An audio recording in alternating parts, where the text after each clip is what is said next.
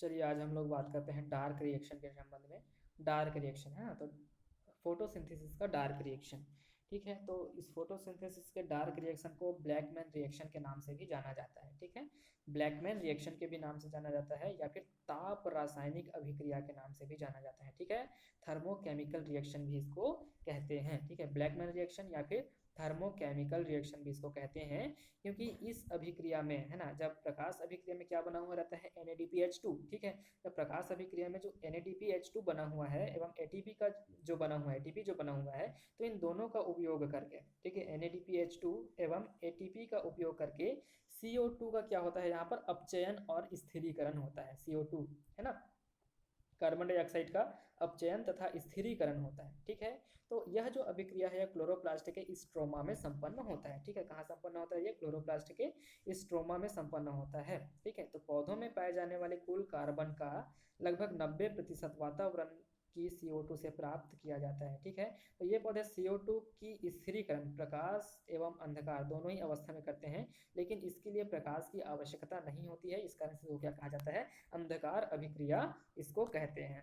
ठीक है, क्रेसियोलेसी फैमिली के पौधे जो होते हैं, इसमें CO2 का जो स्थिरीकरण है वो सिर्फ रात्रि के समय ही संपन्न होता है। ठीक है, प्रकाश संश्लेषण की अंधकार अवस्था में बना प्रकाश स्थायी यौगिक यानी कि फर्स्ट स्टेबल जो प्रोडक्ट होता है, प्रथम स्थायी उत्पाद जो होता है, वो फास्फोग्लिसरिक एसिड होता है ना। किंतु C4 एवं CAM पौधों में प्रथम यौगिक जो है वो ऑक्जेलो एसिटिक एसिड के रूप में पाया जाता है ना, जो तुरंत मैलिक एसिड और एस्पार्टिक एसिड में क्या हो जाता है, परिवर्तित हो जाता है। ठीक है, अब हम लोग देखते हैं अंधकार अभिक्रिया में विभिन्नताएं, मतलब वेरिएशंस इन डार्क रिएक्शन। ठीक है, वेरिएशंस इन डार्क रिएक्शन। ठीक है, तो ये हमको 3 रूपों में देखने को मिलता है। 3 प्रकार से जो है वो पौधों में क्या होता है, अलग अलग पौधों में है ना, अलग अलग प्रकार से कार्बन डाइऑक्साइड का अपचयन और स्थिरीकरण होता है। ठीक है, तो फर्स्ट नंबर है इसमें केल्विन साइकिल, जिसको C3 साइकिल भी कहते हैं। क्यों कहते हैं C3 साइकिल, क्योंकि है ना, केल्विन साइकिल में बनने वाला प्रथम स्थायी उत्पाद, ठीक है, 3 कार्बन श्रृंखला वाला होता है, इस कारण से इसको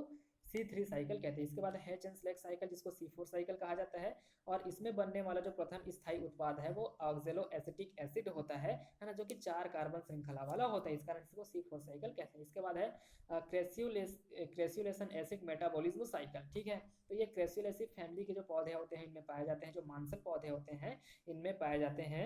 ठीक है, ठीक है, तो इसको क्रेस्युलेशन एसिड मेटाबॉलिज्म साइकिल कहा जाता है। तो अभी हम लोग स्टडी करते हैं केल्विन साइकिल के बारे में।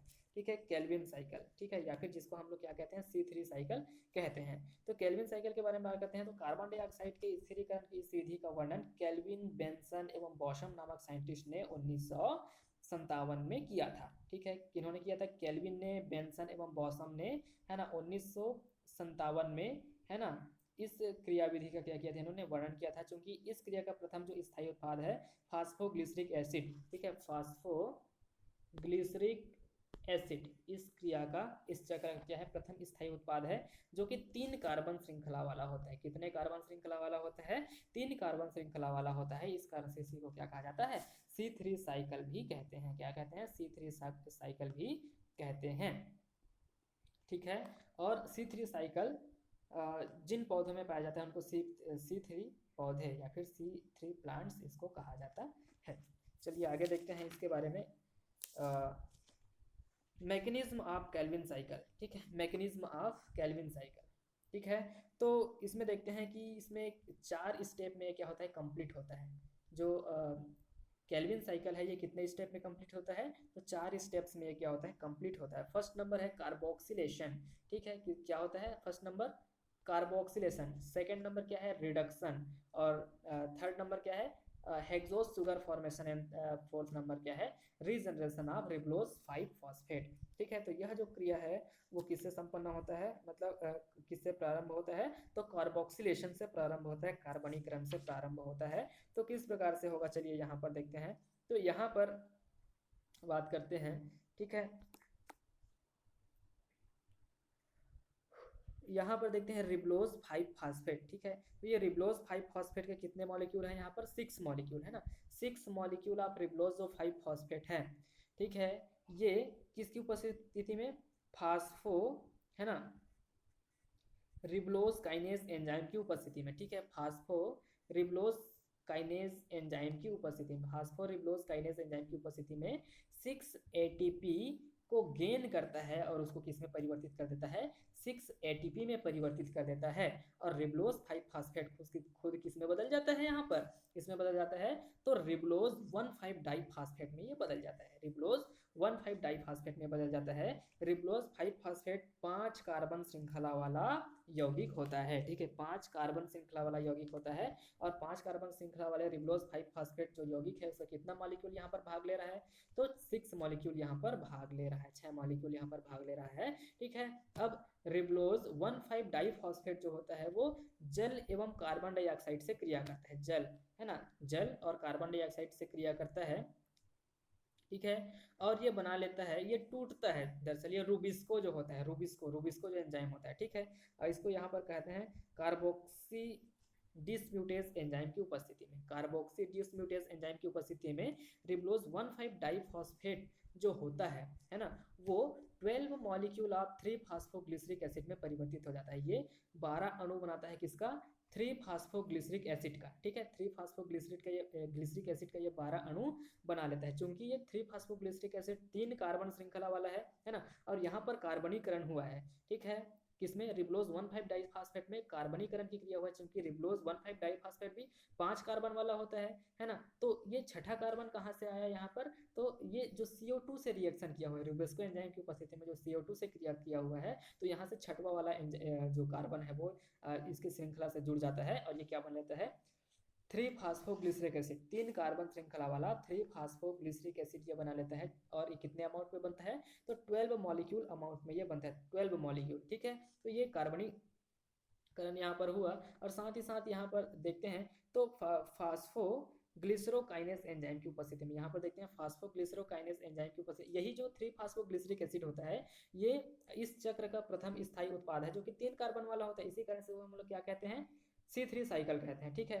तो फास्फोग्लिसरोकाइनेज एंजाइम की उपस्थिति में 3 फास्फोग्लिसरिक एसिड जो होता है वो 12 मॉलिक्यूल ऑफ एटीपी से क्रिया करके 12 मॉलिक्यूल ऑफ एटीपी में, एडीपी में उसको क्या कर देता है, परिवर्तित हो जाता है। और स्वयं किस में परिवर्तित हो जाता है, तो 1,3 डाइफॉस्फोग्लिसरिक एसिड में ये परिवर्तित हो जाता है, किसमें, 1,3 डाइफॉस्फोग्लिसरिक एसिड में ये परिवर्तित हो जाता है, 12 मॉलिक्यूल, ठीक है। अब ये 12 मॉलिक्यूल ऑफ 1,3 डाइफॉस्फोग्लिसरिक एसिड जो होता है वो 12 मॉलिक्यूल ऑफ NADPH2 से क्रिया करके उसको किस में परिवर्तित कर देता है, 12 मॉलिक्यूल ऑफ NADP में इसको परिवर्तित कर देता है, निकोटिनामाइड एडेनिन डाइन्यूक्लियोटाइड फास्फेट में इसको क्या कर देता है, परिवर्तित कर देता है, ठीक है।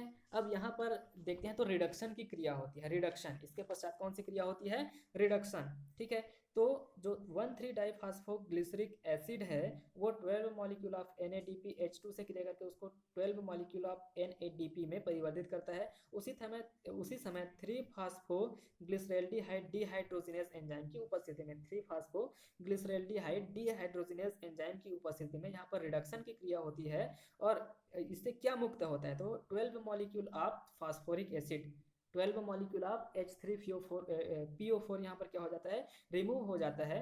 और यहाँ पर क्या बचता है, तो 3 फास्फोग्लिसरैल्डिहाइड के 12 मॉलिक्यूल यहाँ पर बच जाते हैं, ठीक है। क्या बच जाते हैं यहाँ पर 3 फास्फोग्लिसरैल्डिहाइड के 12 मॉलिक्यूल यहाँ पर बच जाते हैं, ठीक है। ये जो 12 मॉलिक्यूल हैं ये अलग अलग तरह से इस चक्र में अलग अलग जगह पर क्या लेते हैं, ये भाग लेते रहते हैं, ठीक है। सबसे पहले हम लोग यहाँ पर देखते हैं तो ट्रांसकीटोलेज एंजाइम की उपस्थिति में, ठीक है, ट्रांसकीटोलेज एंजाइम की उपस्थिति में 3 फास्फोग्लिसरैल्डिहाइड का 2 मॉलिक्यूल, ठीक है, 2 मॉलिक्यूल ट्रांसकीटोलेज एंजाइम की उपस्थिति में राइबोज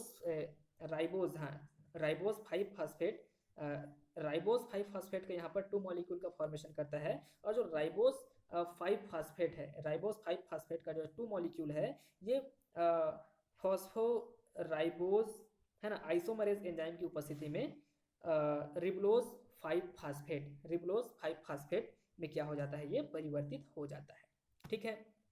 ये 2 मॉलिक्यूल हुआ। इसके पश्चात देखते हैं कि 3 फास्फोग्लिसरैल्डिहाइड का 5 मॉलिक्यूल, ठीक है, 3 फास्फोग्लिसरैल्डिहाइड का 5 मॉलिक्यूल्स जो होता है वो ट्रायोज फास्फेट आइसोमरेज एंजाइम की उपस्थिति में डिहाइड्रोक्सी एसीटोन फास्फेट में यह परिवर्तित हो जाता है। किसमें?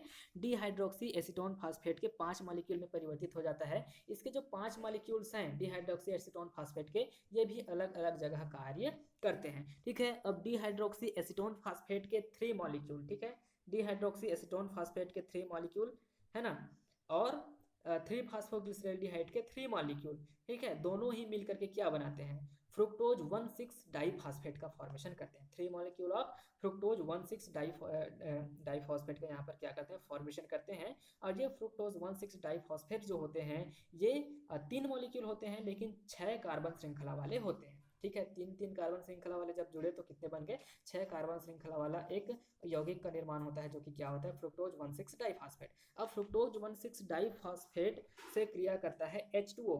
H2O यहाँ पर क्रिया करता है फ्रुक्टोज 1,6 डाइफॉस्फेट से, और ये क्रिया करता है फॉस्फेटेज एंजाइम की उपस्थिति में, और इसको किस में चेंज कर देता है? इसमें 3 मॉलिक्यूल ऑफ फास्फोरिक एसिड यहाँ से रिलीज होता है, जिसके कारण ये फ्रुक्टोज 6 फॉस्फेट में परिवर्तित हो जाता है। फ्रुक्टोज 6 फॉस्फेट का जो एक मॉलिक्यूल है वो हेक्सोज शुगर के रूप में चक्र से बाहर आ जाता है, और इसका जो 2 मॉलिक्यूल्स मतलब ये हेक्सोज शुगर का एक मॉलिक्यूल यहाँ पर बाहर आता है। बाकी बचा हुआ जो पदार्थ होता है वह है ना 3 फास्फोग्लिसरैल्डिहाइड के 3 मॉलिक्यूल के साथ क्रिया करके इरिथ्रोज 4 फास्फेट के 2 मॉलिक्यूल का फॉर्मेशन करता है। ठीक है, ये किसकी उपस्थिति में होता है? तो ट्रांसकेटोलेज एंजाइम की उपस्थिति में होता है।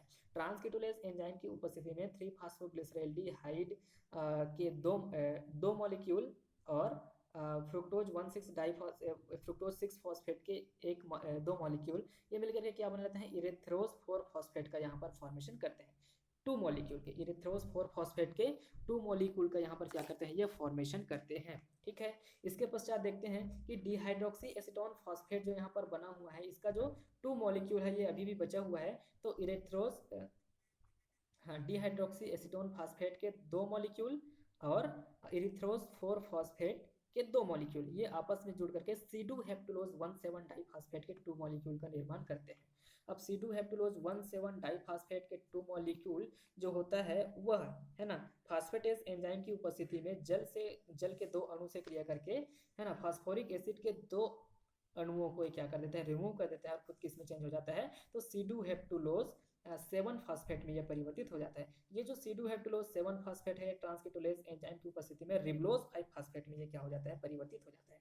रिबलोज 5 फास्फेट, यहाँ पर 4 मॉलिक्यूल ऑफ रिबलोज 5 फास्फेट का फॉर्मेशन होता है। यहाँ पर देखते हैं तो 3 फास्फोग्लिसरैल्डिहाइड के 2 मॉलिक्यूल्स जो होता है और सीडू हेप्टुलोज का 2 मॉलिक्यूल जो होता है वो जाइलुलोज 5 फास्फेट का यहाँ पर क्या कर लेता है? फॉर्मेशन कर लेता है। 2 मॉलिक्यूल प्लस 2 मॉलिक्यूल, तो 4 मॉलिक्यूल यहाँ पर जाइलुलोज 5 फास्फेट का फॉर्मेशन होता है, जो कि रिबलोज फास्फेटेज ईपीमरेज एंजाइम की उपस्थिति में रिबलोज 5 फास्फेट के रूप में क्या हो जाता है? परिवर्तित हो जाता है। इस प्रकार ये क्या होता है? रीजनरेशन। ये रीजनरेशन अब क्या है? ये रिबलोज 5 फास्फेट। ठीक है, तो इस प्रकार से ये जो क्रिया है वो चलता रहता है। इसको हम लोग क्या कहते हैं?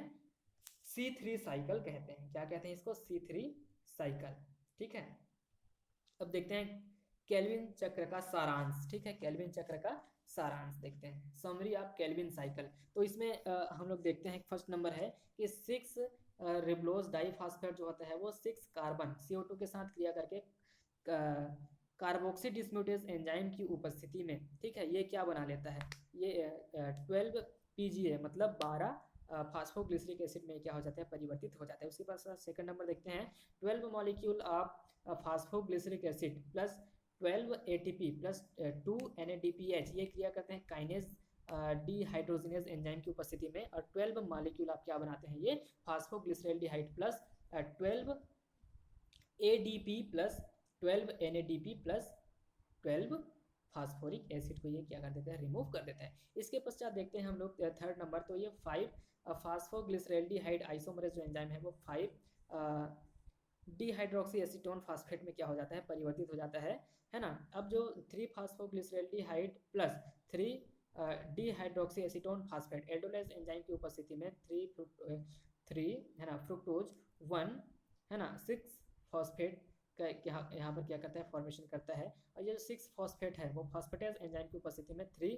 फ्रुक्टोज 6 फॉस्फेट प्लस आईपी में इसको क्या कर देता है, ये परिवर्तित कर देता है। 6 नंबर यहाँ पर देखते हैं तो फ्रुक्टोज जो होता है ये शुगर के रूप में क्या हो जाता है, अलग हो जाता है। और बाकी जो बचा हुआ जो भाग होता है वो किसका निर्माण कर लेता है, तो वो रिबलोज 1,5 डाइफॉस्फेट का क्या कर लेता है, फॉर्मेशन कर लेता है। ठीक है, तो ये इस प्रकार से 4 चरणों में जो केल्विन साइकिल है वो पूर्ण होता है ना। रिबलोज 5 फॉस्फेट से लेकर के 1,3 डाइफॉस्फोग्लिसरिक ग्लिसरैल्डिहाइड तक, है ना। यहाँ पर क्या हो रहा है, कार्बोक्सिलेशन का प्रोसेस हो रहा है ना। इसके पश्चात देखते हैं कि 1,3 डाइफॉस्फोग्लिसरिक एसिड से लेकर के 3 फास्फोग्लिसरैल्डिहाइड तक, है ना। यहाँ पर क्या हो रहा है, रिडक्शन का प्रोसेस हो रहा है, रिडक्शन, है ना। जहाँ पर 12 मॉलिक्यूल ऑफ NADPH2 जो होता है वो 12 मॉलिक्यूल ऑफ NADP परिवर्तित करता है, और रिडक्शन के कारण यहाँ पर 12 मॉलिक्यूल ऑफ H3PO4 क्या हो जाता है, रिमूव हो जाता है, और ये खुद किस में चेंज हो जाता है, तो 3 फास्फोग्लिसरैल्डिहाइड में परिवर्तित हो जाता है। तो ये यहाँ पर क्या हो रहा है, रिडक्शन की क्रिया हो रही है। रिडक्शन के बाद देखते हैं यहाँ पर क्या होता है, हेक्सोज सुगर का फॉर्मेशन। ठीक है, तो 3 फास्फोग्लिसरैल्डिहाइड के 3 मॉलिक्यूल और डिहाइड्रोक्सी एसीटोन फॉस्फेट के 3 मॉलिक्यूल दोनों ही मिलकर के एल्डोलेज एंजाइम की उपस्थिति में फ्रुक्टोज 1,6 डाइफॉस्फेट का फॉर्मेशन करते हैं। और यही जो फ्रुक्टोज 1,6 डाइफॉस्फेट होते हैं ये क्या होते हैं, ये हेक्सोज सुगर का फॉर्मेशन आगे करते हैं। ठीक है, ये जो होते हैं फास्फेटेज एंजाइम के उपस्थिति में 2H2O से क्रिया करके 3H3PO4 को ये रिमूव कर देते हैं, और साथ ही हेक्सोज सुगर को भी रिमूव करते हैं। हेक्सोज सुगर जो होता है वो कार्बोहाइड्रेट के रूप में पत्तियों में क्या हो जाता है, संचित हो जाता है। ठीक है, इसके पश्चात है ये हेक्सोज सुगर का तो फॉर्मेशन हो गया है। इसके पश्चात रीजनरेशन ऑफ रिबलोज 5 फास्फेट। ठीक है, तो 3 फास्फोग्लिसरैल्डिहाइड के 2 मॉलिक्यूल रिबलोज 5 फास्फेट के 2 मॉलिक्यूल का निर्माण करता है। राइबोज 5 फास्फेट के 2 मॉलिक्यूल का निर्माण करता है। ये राइबोज 5 फास्फेट जो होता है फास्फो राइबो आइसोमेरेज एंजाइम की उपस्थिति में, है ना, रिबलोज 5 फास्फेट का यहाँ पर क्या कर देता है, ये निर्माण कर देता है। ठीक है, इसके पश्चात 2 मॉलिक्यूल ऑफ 3 फास्फोग्लिसरैल्डिहाइड ये क्या करता है, ये 2 मॉलिक्यूल ऑफ जाइलुलोज 5 फास्फेट का निर्माण करता है। और यहाँ पर सीडोहप्टिलोज 5 फास्फेट ये भी 2 मॉलिक्यूल ऑफ जाइलुलोज 5 फास्फेट का निर्माण करता है। अब रिबलोज फास्फेटेज ईपीमरेज एंजाइम की उपस्थिति में जाइलुलोज 5 फास्फेट के जो 4 मॉलिक्यूल होते हैं ये 4 मॉलिक्यूल ऑफ रिबलोज 5 फास्फेट में परिवर्तित हो जाते हैं। ठीक है, अब यहाँ पर 4 molecule of xylulose 5 phosphate and ribulose 5 phosphate के 2 मॉलिक्यूल 6 मॉलिक्यूल हो गए। तो ये टोटल रिबलोज 5 फास्फेट के 6 मॉलिक्यूल का यहाँ पर क्या कर देते हैं, फॉर्मेशन कर देते हैं। तो इस प्रकार से रीजनरेशन आप क्या होता है, रिबलोज 5 फास्फेट होता है। और इस प्रकार से ये जो C3 साइकिल है ये चलता रहता है। C3 साइकिल जो है वो C3 प्लांट्स में ही पाए जाते हैं, मतलब ऐसे प्लांट्स जिनमें C3 साइकिल के द्वारा कार्बन डाइऑक्साइड का क्या होता है, अपचयन एवं स्थिरीकरण होता है। तो इसको हम लोग क्या कहते हैं, C3 प्लांट कहते हैं। ठीक है, चलिए आगे कल देखते हैं।